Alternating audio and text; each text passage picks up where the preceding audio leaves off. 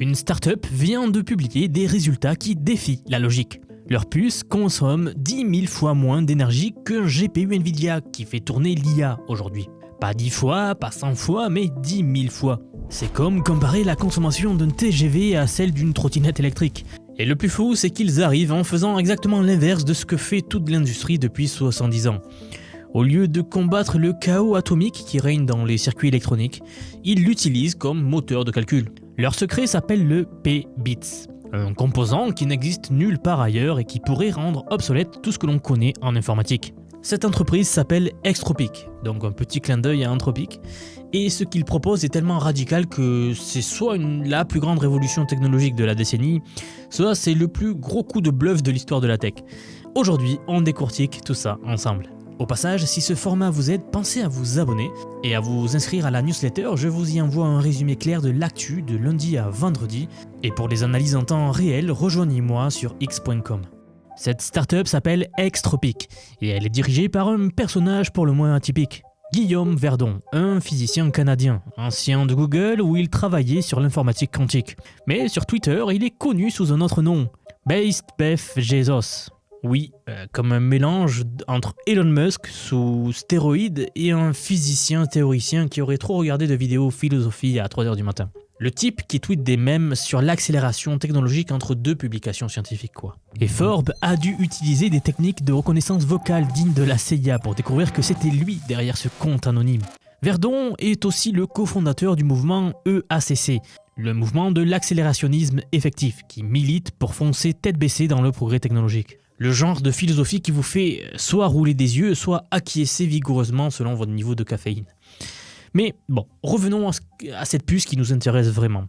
Pour comprendre ce que Extropic a fait, il faut d'abord comprendre le problème fondamental de l'informatique actuelle. Vous le savez sans doute, mais nos ordinateurs fonctionnent avec ce que l'on appelle des bits, des espèces d'interrupteurs allumés ou éteints, 1 ou 0.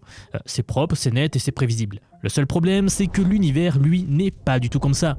L'univers est beaucoup plus chaotique. Tout vibre en permanence au niveau atomique. C'est ce qu'on appelle le bruit thermique. Et depuis 70 ans, les ingénieurs dépensent des fortunes pour lutter contre ce bruit, pour forcer la matière à se comporter de façon prévisible. Extropic a décidé de faire exactement l'inverse. Au lieu de combattre le chaos, pourquoi ne pas l'utiliser ? Leur invention s'appelle le P-bit, pour bit probabiliste. Un bit normal, c'est un interrupteur, marche ou arrêt. Et donc le P-bit, c'est plutôt un dé truqué dont vous pouvez modifier les probabilités à volonté.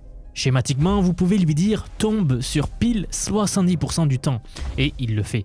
Pas en calculant, pas en faisant semblant, mais naturellement, grâce à l'agitation chaotique de ces atomes. C'est comme si vous aviez dressé l'entropie de l'univers pour qu'elle fasse vos calculs à votre place. Et c'est là que ça devient vraiment intéressant pour l'IA. Générer une image avec Midjourney par exemple, ou avoir une conversation avec Claude ou ChatGPT, au fond c'est quoi ? C'est tout simplement de l'échantillonnage probabiliste. Le modèle ne calcule pas une réponse unique. Ce qu'il se passe, c'est qu'ils explorent un espace de possibilités et en tirent une qui a du sens. C'est comme ça que fonctionnent les IA aujourd'hui. Un GPU fait ça en effectuant des milliards de multiplications matricielles pour simuler des probabilités. Encore une autre métaphore, c'est comme engager un comptable pour lancer des dés en faisant des calculs à chaque lancer. Ça marche, mais c'est un peu épuisant. La puce d'Extropic, elle, lance directement les dés. Elle ne simule pas la randomité, le hasard, elle l'est elle-même.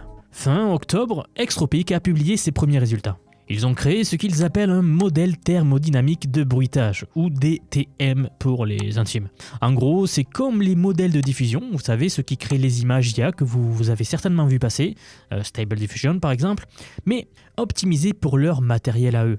Le test était simple, générer des petites images en noir et blanc de vêtements, des t-shirts, des chaussures, des sacs. Rien de spectaculaire comparé à ce que fait Sora ou Nano Banana.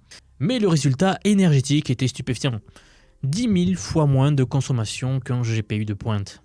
Pour mettre ce chiffre en perspective, si votre téléphone durait un jour avec sa batterie actuelle, avec cette batterie, il pourrait théoriquement tenir 27 ans. Si une demande, une requête à ChatGPT consomme environ 0,3 Wh aujourd'hui, avec Extropic, ça tomberait à l'équivalent de quelques millièmes de seconde d'une ampoule LED. À ce stade, la consommation devient presque négligeable. Évidemment, il y a des bémols et ils sont importants. Ce résultat de 10 000 fois vient d'une simulation et non pas d'une vraie puce en production. Les images générées étaient minuscules et basiques. On est très loin de générer un astronaute sur une licorne survolant Mars. C'est comme tester un futur champion olympique en lui faisant faire un sprint dans un couloir de métro. Vous voyez qu'il a du potentiel, mais vous ne pouvez pas encore l'inscrire au JO. Extropic a quand même livré une vraie puce, le X0, à certains partenaires. C'est un prototype avec quelques dizaines de circuits probabilistes. Un jouet pour chercheurs, et non pas un produit commercial. La vraie puce, celle qui pourrait changer les choses et changer le monde, elle s'appelle Z1. Elle est prévue pour 2026, avec des centaines de milliers de qubits interconnectés. Et il y a un autre problème de taille. Vous ne pouvez pas prendre un modèle d'IA actuel et le faire tourner sur ces puces-là. C'est comme essayer de faire rouler une Tesla sur des rails de train. Il faut repenser tous les algorithmes pour ce nouveau type de matériel. Pendant ce temps, le monde de l'IA continue sa folle course à la consommation. Je voulais vous mettre cela en perspective avec cette nouvelle puce. Cette semaine, on apprenait que les data centers pourraient représenter jusqu'à 12% de la consommation électrique américaine d'ici 2028. L'Agence internationale de l'énergie estime que la demande d'électricité des data centers IA pourrait quadrupler d'ici 2030. Et OpenAI, avec son fameux méga projet Stargate, prévoit de construire des centres de données d'1 gigawatt chacun. 1 gigawatt, c'est la puissance nécessaire pour alimenter une ville entière comme New York pendant les pics de consommation estivaux. Et face à ça, les géants ne restent pas les bras croisés. Google vient de sortir Ironwood, sa 7e génération de puces TPU. Meta négocie actuellement avec Google pour utiliser ces mêmes TPU plutôt que des GPU Nvidia. Jensen Huang, le PDG de Nvidia, a dû répondre que ses GPU à lui avaient une génération d'avance sur la concurrence, pour essayer de calmer les esprits. Qualcomm vient aussi d'annoncer ses propres puces IA pour ses data centers. AMD grignote des parts de marché. Vous le voyez, la guerre fait rage, et tout le monde polie ses calèches de luxe. Et c'est là qu'Extropic arrive avec son approche complètement différente. Ils ne construisent pas une calèche plus rapide, ils essaient de construire un véhicule spatial. Guillaume Verdon l'a dit clairement, si on se limite aux architectures informatiques actuelles, réduire la consommation sera extrêmement difficile. La majorité de l'énergie dans un GPU sert à déplacer de l'information sur la puce, à charger des fils électriques. Même avec des progrès incrémentaux, les lois de la physique posent des limites fondamentales. Le pari d'Extropic, c'est que l'intelligence artificielle a été conçue pour des GPU par accident historique. Les GPU étaient bons pour le rendu graphique dans les jeux vidéo, et il s'est trouvé que par hasard, par chance, ils marchaient aussi pour l'apprentissage profond. Mais ce n'est pas du tout l'outil optimal. C'est comme si toute l'industrie du transport s'était développée autour des montgolfières, simplement parce qu'elles existaient déjà. Alors, est-ce que cette technologie va révolutionner l'IA ?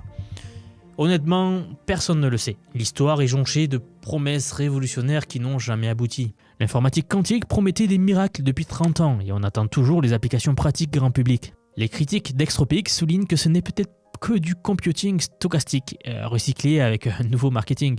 Et certains experts parlent de potentiel vaporware, c'est-à-dire des promesses impossibles à tenir à grande échelle.